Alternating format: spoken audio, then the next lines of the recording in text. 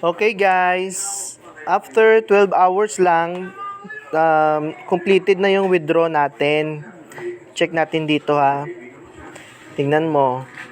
Last night lang ako nag request for withdrawal.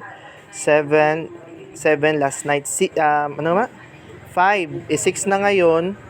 So, completed na yung withdraw natin. Just 12 hours lang. Sabi nila 48 hours. Pero 12 hours lang na-withdraw ko na yung first withdrawal ko. So, completed na siya. Tignan natin doon sa coins PH wallet natin.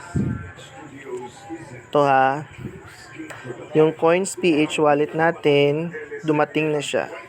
Diba pa mag-open ako ng coins PH, 15 pesos lang yung laman. Ngayon, ayan, dumating na. Ayan na, si Tether may laman na. May laman na si Tether. Ayan na yung withdraw natin na 32 USDT at 1,900. Yung first withdrawal natin. So, ayan na guys. So, ang next video natin mamaya is ita-transfer natin to sa GCash. Yung 32 USDT na withdraw natin, ita-transfer natin sa GCash. So, abangan nyo yung video na yun guys.